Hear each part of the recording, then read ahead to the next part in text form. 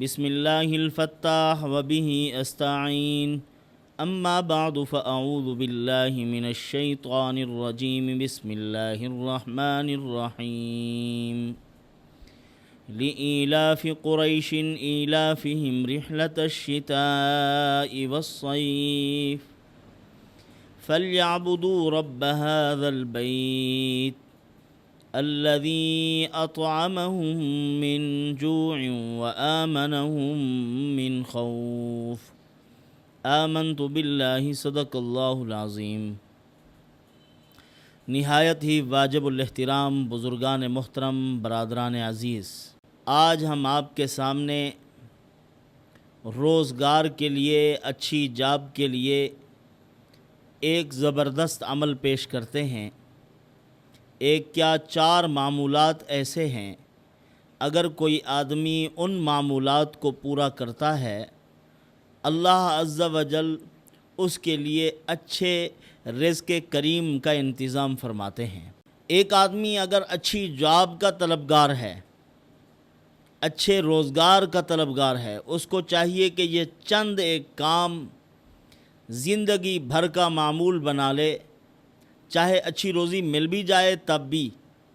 اور ایک بات یاد رکھیں، حضرت سلمان الدائل رحمۃ اللہ علیہ فرماتے ہیں کہ میں حیران ہوتا ہوں، لوگوں نے رزق کا معنی صرف روٹی اور اپنے پیٹ بھرنے، معدہ بھرنے کا نام رکھ دیا ہے، حالانکہ رزق کے اندر عزت بھی ہے، رزق کے اندر مکان بھی ہے، رزق کے اندر صحت بھی ہے، رزق کے اندر عافیت بھی ہے۔ یہ ساری چیزیں روزی کے اندر داخل ہیں۔ خدا جانے لوگوں نے اس کے مفہوم کو اتنی تنگ کیوں لے لیا ہے کہ بس روزی روٹی کا نام رزق ہے، بس اس کے علاوہ تو رزق کے اور مفاہیم کو لوگ سمجھتے ہی نہیں ہیں۔ تو برادران عزیز، جو آدمی بھی عزت والی روزی چاہتا ہے، اچھی جاب چاہتا ہے، تو اس کو چاہیے کہ باوضو رہنے کا اہتمام کرے اور کثرت استغفار، باوضو رہے، کثرت سے استغفار کرے اور 5 وقت نماز کا اہتمام کرے۔ ہر نماز کے ساتھ اس دعا کو پڑھنے کا اہتمام کرے، اللہم اکفنی بحلالک عن حرامک واغننی بفضلک عمن سواک۔ ایسے آدمی پر اگر پہاڑوں برابر قرضہ بھی ہو تو اس دعا کی برکت سے قرض بھی اتر جائے اور خوشحال ہو جائے۔ اور اس کے ساتھ ساتھ 111 مرتبہ یا ناصر یا عزیز یا مغنی یا صمد پڑھے، اور دن میں کسی وقت بھی وضو کر کے 2 رکعت نماز صلاۃ الوضو اور 2 رکعت نماز صلاۃ الحاجت پڑھ کے اپنے روزگار کے لیے دعا بھی کرے۔ اور تیسرا مضبوط عمل یہ ہے کہ فجر کی نماز پڑھنے کے بعد سورہ شورى کی آیت نمبر 19، اللہ لطیف بعبادہ یرزق من یشاء وہو القوی العزیز، جہاں نماز پڑھی ہے اسی جگہ پہ بیٹھا رہے۔ فجر کی نماز پڑھنے کے بعد جگہ نہ بدلے، محلے نماز کو ہی اس عمل کا محل مکان بنائے، یعنی اسی جگہ پہ بیٹھا رہے۔ یہ آیت مبارکہ 70 مرتبہ پڑھے اور پھر اشراق پڑھے۔ اشراق پڑھنے کے بعد اللہ تعالیٰ سے دعا مانگے کہ اے پروردگار، میرے اچھے روزگار کا انتظام کر دے۔ ابتدا ہی میں نے سورۃ لإیلاف قریش پڑھی ہے۔ لإیلاف قریش کے بہت سے معمولات ہم نے پہلے بھی کئی مرتبہ پیش کیے ہیں۔ لإیلاف قریش فقیروں کو بادشاہ بنانے والا عمل ہے۔ لإیلاف قریش سے زندگی خوش عیش ہوتی ہے، انسان خوشحال ہوتا ہے، فقیری جھڑ جاتی ہے۔ تعمیراتی معاملات ہوں یا روزگار کے، اللہ تعالیٰ لإیلاف قریش کی برکت سے آسان کر دیتے ہیں۔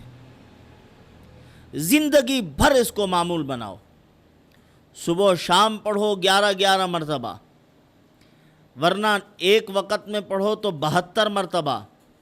رکاوٹیں ہیں، الجھے ہوئے مسائل ہیں، پریشانیاں درپیش ہیں، تو پھر یہی پڑھو، 72 مرتبہ اس کو پڑھو. اور اس کے بعد اگر یہ بھی نہیں ہو سکتا تو نمازوں کے اوقات میں 7 مرتبہ پڑھنے کا اہتمام کرو. یہ بھی نہیں ہو سکتا تو صرف ایک مرتبہ بھی پڑھ لو تو اللہ پاک فقیری دور کر دیں گے. اور اس کی مبارک آیات ہیں. اللہ تعالیٰ فرماتے ہیں الذی فلیعبدوا رب ھذا البیت الذی اطعمہم من جوع وآمنہم من خوف. عبادت کرو اس گھر کے رب کی، جس رب کے نام کی کھاتے ہو، جس رب کے نام پر چیزوں کو اپنے لیے حلال کرتے ہو. اور کتنی چیزیں اللہ عز و جل نے تمہارے لیے حلال کی ہیں، تمہاری آسائش کے لیے. پروردگار عالم نے تمہاری صحت کے لیے دنیا میں پیدا کر رکھی ہیں. فروٹ پیدا کیے ہیں، کھجور پیدا کی ہیں، انگور پیدا کیے. بہت سی نعمتیں اللہ تعالیٰ نے اپنے بندوں کے لیے پیدا کی، اور بڑے متنوع قسم کے اقسام ہیں، کئی ایک قسم کے. مثلا سیب کی 2000 سے زائد قسمیں اللہ تعالیٰ نے بنائی ہیں اپنے بندوں کے لیے. 1664 اقسام اللہ تعالیٰ نے گلاب کے پھول کی بنائی ہیں. 10,000 سے زائد اللہ تعالیٰ نے پہاڑی جڑی بوٹیاں بنائی ہیں، اور ان کے منفرد خصوصیات رکھی ہیں اللہ تعالیٰ نے اپنے بندوں کی صحت کے لیے، عافیت کے لیے، ان کی راحت کے لیے، ان کی آسائش کے لیے. اللہ عز و جل نے بے شمار نعمتیں پیدا کر دی اور فرمایا هو الذی خلق لکم ما فی الارض جمیعا. اے میرے بندو، زمین میں جو کچھ بنایا ہے میں نے تمہارے لیے پیدا کیا ہے. آج انسان بے یقینی کا شکار ہے، اللہ رب العزت پر توکل نہیں کرتا، اس کو اپنے لیے کافی نہیں سمجھتا، اسی لیے اسباب کے پیچھے مارا پھر رہا ہے. اسباب کو اس نے ارباب کا درجہ دے رکھا ہے، ان کو رب سمجھ رہے ہیں، مؤثر بذات سمجھ رہے ہیں، اسی لیے ذلیل اور رسوا ہو رہے ہیں. اگر اللہ عز و جل کو رب مانتے اور ان چیزوں کا خالق اسی کو تسلیم کرتے تو آج یہ حالات نہ ہوتے. رزق کے لیے اللہ پاک کبھی کسی کو ذلیل نہیں کرتے، انسان خود اپنی ذلت کا فیصلہ کرتا ہے. لالچی ہو جاتا ہے انسان، حریص ہو جاتا ہے. اس کے حرص کی وجہ سے پھر اس کے اندر بددیانتی اور خیانت آتی ہے، اور پھر مزید ذلتوں کی طرف دھکیل دیا جاتا ہے. ایک بہت بڑے تاجر کا آپ کو واقعہ سناؤں. بہت بڑا تاجر، اس کی اشرفیوں کی ایک تھیلی گم ہو گئی. اب پریشان اعلان کر رہا ہے کہ میری اشرفیوں کی تھیلی گم ہوئی ہے، اگر کسی کو وہ تھیلی مل جائے، جو بھی وہ میرے پاس لے آئے گا، واپس کرے گا، تو میں اس کو 1000 اشرفی بطور انعام دوں گا. اللہ کے ایک بندے کے ہاتھ آئی، اعلان سن رکھا تھا، بیچارہ بھوک سے مر رہا تھا، فقر و فاقہ میں مبتلا تھا. چلو اللہ نے اس کو ایمان عطا فرمایا، اس نے امانت داری. پہلے زمانے کے مسلمان بھی بڑے پکے مسلمان ہوتے تھے، دیسی گھی استعمال کرتے تھے اور ایمان بھی بڑے پختہ ہوا کرتے تھے. یہ مصنوعی غذائیں وغیرہ کم ہوتی تھی، اللہ رب العزت کی قدرتی غذائیں استعمال کرتے تھے، پکے مومن ہوتے تھے. تو اس کے دل میں خیال پیدا ہوا کہ جاؤں یہ واپس کروں، چلو 1000 انعام مل جائے گا. اب گیا، اس کو تھیلی واپس کی اور اس کے سامنے بیٹھ گیا. اب وہ تاجر صاحب فطرتاً بخیل تھے. یہ تو اللہ تعالیٰ کسی کسی کو جگرا عطا کرتے ہیں. حضرت عثمان غنی رضی اللہ تعالیٰ عنہ کی طرح، سیدنا صدیق اکبر رضی اللہ تعالیٰ عنہ کی طرح، صحابہ کرام 10 مبشرہ جو سخی تھے، سخیوں کے سردار تھے. مال بھی دیا ان کو خرچ کرنے کی، اللہ تعالیٰ نے خرچ کرنے کے لیے جگرا بھی ان کو عطا فرمایا تھا. اب وہ بخیل صاحب فرما رہے، اوئے کیوں جم کے بیٹھ گیا ہے، اٹھو جاؤ اس نے کہا جناب آپ نے مجھے کہا تھا کہ آپ نے اعلان کیا تھا کہ میں 1000 اشرفی دوں گا بطور انعام کے، تو انعام دیجئے میں جاؤں۔ اس نے کہا کوئی انعام وغیرہ نہیں ہے، میری جو یہ تھیلی ہے اس کے اندر جو پیسے تھے ابھی میں نے گنے ہیں، میں نے 20,000 اشرفیاں اس کے اندر ڈالی تھی اور اب 19,000 ہیں، 1000 تو آپ نے اٹھا لیا ہے۔ یعنی دینے کی نیت نہیں تھی، بد نیت آدمی تھا۔ بد نیت لوگ رات کو سوئے تھے، صبح کو ان کا باغ چٹیل میدان بنا پڑا تھا۔ بد نیت لوگوں کا یہ حشر ہوتا ہے، پھر ذلیل بھی کرتے ہیں اللہ تعالیٰ ان کو۔ ارب پتی ہوتے ہیں، عزت نام کی کوئی چیز نہیں ہوتی۔ تو خیر بات بڑھ گئی، معاملہ چلتا گیا آگے، حتیٰ کہ قاضی صاحب تک پہنچ گیا۔ جب وقت کے قاضی کے پاس پہنچا تو اس نے کہا، اپنے نوکر کو بلایا، کہا کہ معاملات ان کے میں نے سن لیے ہیں اور یہ کہتا ہے کہ میری اس کے اندر 20,000 اشرفیاں تھی، اب 19,000 اشرفیاں ہیں، تو 1,000 اشرفی ذرا لے آؤ۔ وہ 1,000 اشرفی لے کر آیا تو قاضی صاحب نے اس کو اس تھیلی کے اندر ڈالنا شروع کیا۔ 200-400 ڈالی تھی، تھیلی بھر گئی، اس کے اندر اور آ ہی نہیں رہی تھی۔ تو قاضی صاحب نے کہا چونکہ آپ کی تھیلی وہ تھی جس کے اندر 20,000 اشرفیاں آ جاتی تھی، لیکن اس کے اندر تو اور اشرفیاں داخل ہی نہیں ہو رہی، اس کا منہ ہی بند نہیں ہوتا، لہذا آپ کی تھیلی اور تھی، آپ یہاں سے بھاگو، جاؤ اپنی تھیلی تلاش کرو، یہ آپ کو ملی تھی، آپ لے جاؤ۔ اب اس کا ایمان واپس لوٹا، اس نے کہا جج صاحب، قاضی صاحب میری بات سنیے، میری یہی تھیلی تھی، مجھے معاف کر دیجئے۔ اس نے کہا نہیں۔ اس کو بلایا، کہا اپنے حاجب کو بلایا، کہا اس کو 100 کوڑا لگاؤ اور 1,000 اس تھیلی میں سے نکال کے اس کو انعام بھی دو۔ اس کو کہا آئندہ جھوٹ مت بولا کرو، لالچ نہ کیا کرو، جو بات کرو پکی کیا کرو، مسلمان ہو آپ۔ تو اس طرح ذلت بھی ہوئی، پیسے بھی دینے پڑ گئے۔ اللہ تعالیٰ نے اس کو روزی عطا فرما دی، غریب آدمی کو، فقیر آدمی کو۔ کچھ ایسے اللہ والے بھی ہوتے ہیں جن کو جاگیریں پیش کی جائیں تو وہ بھی قبول نہیں کرتے۔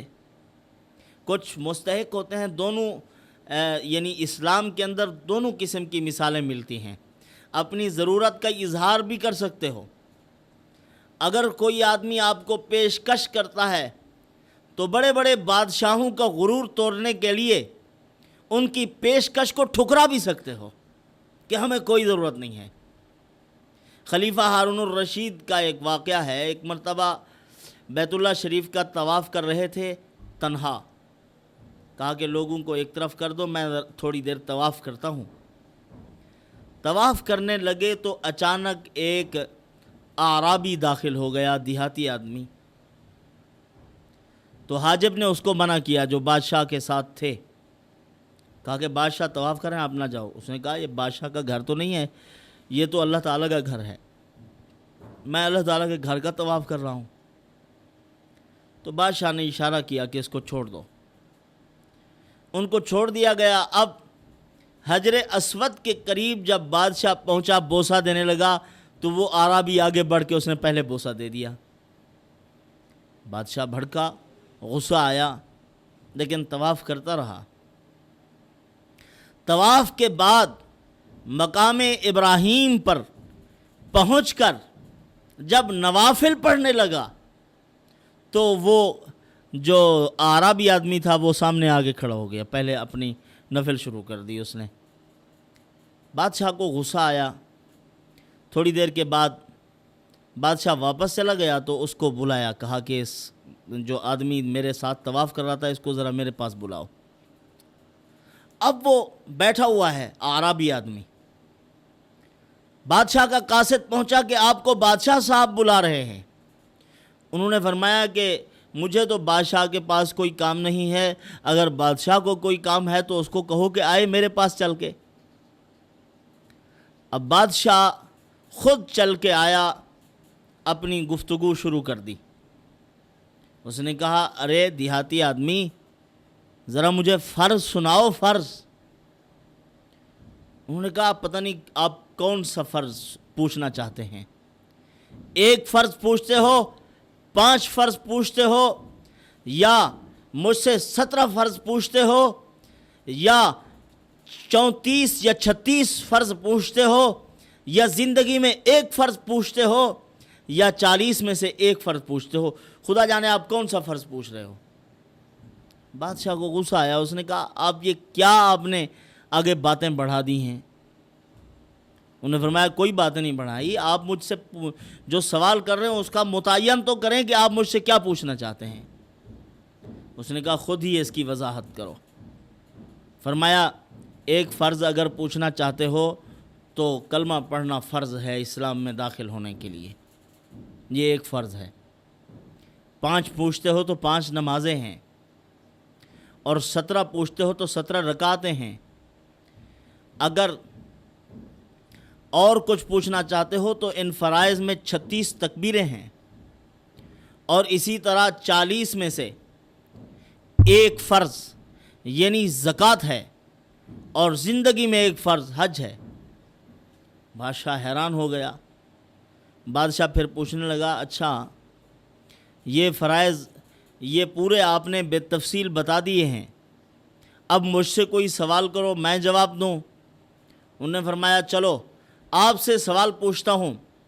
سوال یہ ہے کہ آپ بتائیں کہ ایک عورت ہے، صبح کو ایک آدمی نے اس پر نظر کی، اس کو دیکھا تو حرام تھی، ظہر کو دیکھا تو حلال تھی، عصر کو حرام ہو گئی، مغرب کو حلال ہو گئی، پھر عشاء کو حرام ہو گئی، صبح کو حلال ہو گئی، اور پھر ظہر کو حرام ہو گئی، اور پھر عصر کو حلال ہو گئی۔ اس نے کہا یہ باتیں آپ کی سمجھ سے باہر ہیں، آپ نے مجھے ایسے گہرے دریا میں ڈال دیا ہے کہ آپ ہی نکال سکتے ہیں، آپ خود ہی بتا دیجئے کہ کیا مطلب ہے اس کا۔ فرمایا ایک باندی کو ایک آدمی نے صبح کے وقت میں دیکھا کہ وہ کسی اور کی باندی تھی، اس کو خرید لیا، ظہر کے وقت اس کے لیے حلال ہو گئی وہ، پھر اس کے بعد عصر کو اس کو آزاد کر دیا، اس پر حرام ہو گئی وہ، مغرب کو اس سے نکاح کر لیا، اس کے لیے حلال ہو گئی، عشاء کے وقت میں اس کو طلاق رجعی دے دی، ایک طلاق دی، حرام ہو گئی، صبح کے وقت اس سے رجوع کر لیا، حلال ہو گئی، اور ظہر کے وقت آدمی مرتد ہو گیا، اس پر بیوی حرام ہو گئی، عصر کے وقت اس نے کلمہ پڑھ لیا، حلال ہو گئی، مغرب کے ٹائم بیوی مرتد ہو گئی، حرام ہو گئی، عشاء کے ٹائم اس نے کلمہ پڑھ لیا، مسلمان ہو گئی، حلال ہو گئی۔ تو وہ حیران ہوا۔ بادشاہ پھر کہنے لگا میں کوئی جاگیر آپ کے نام کر دوں؟ فرمایا مجھے کوئی ضرورت نہیں ہے آپ کی جاگیر کی، وہ اوپر بیٹھا ہے، دے گا تو وہی خود دے دے گا، ہم آپ جیسے بادشاہوں کے محتاج نہیں ہیں، ہم آپ کا احسان نہیں اٹھاتے۔ بادشاہ حیران ہو گیا کہ بڑے استغنا کے ساتھ یہ جواب دے رہا ہے۔ تو بادشاہ کو کہنے لگا کہ بادشاہ سلامت وہ راستہ پڑا ہے، آپ چلے جائیے، آپ اپنا کام کریں، اللہ عز و جل جو دینا چاہیں گے ہمیں عطا فرما دیں گے، اور بہت کچھ دے رکھا ہے اس نے ہمیں۔ بادشاہ چلا گیا، راستے میں کسی سے پوچھا کہ یہ شخص کون ہے؟ انہوں نے کہا یہ موسیٰ بن جعفر ہے، حضرت جعفر صادق رحمۃ اللہ علیہ کا بیٹا ہے، حضرت علی کے خاندان کا آدمی ہے۔ تو بڑا متاثر ہوا، بادشاہ واپس آیا، ان کی پیشانی کا بوسہ لیا، بڑا اعزاز و اکرام کیا۔ انہوں نے فرمایا آپ کے اعزاز و اکرام کی ضرورت نہیں ہے، میں تو ویسے زاہدانہ زندگی بسر کرتا ہوں، ہمیں تو دنیا کی طرف کوئی رغبت ہی نہیں ہے۔ یعنی کہیں دنیا قدموں میں پڑ رہی ہے اور ٹھوکریں مار رہے ہیں، وہ یہ اللہ کے ولی ہیں۔ تو بہرحال زندگی کی ایک اہم ترین ضرورت ہے مال و متاع، اس کے بغیر زندگی کی نمکینی ختم ہو جاتی ہے۔ ہمیں بھی چاہیے کہ ہم رزق حلال کی کوشش و جد و جہد کریں۔ یہ وقت وہ وقت ہے کہ غربت، فقر، کفر بن رہا ہے، تو ہمیں رزق حلال کی جد و جہد کرنی چاہیے، اور اللہ تعالیٰ سے مانگنا بھی چاہیے، اور ان اعمال کے ذریعے سے اللہ تعالیٰ سے رزق مانگیں، اور ضرور اللہ پاک مدد فرمائیں گے۔ جس قدر یقین کامل ہوگا اسی قدر اس کی نصرت آئے گی۔ اللہ پاک عمل کی توفیق عطا فرمائے۔ وما علینا الا البلاغ۔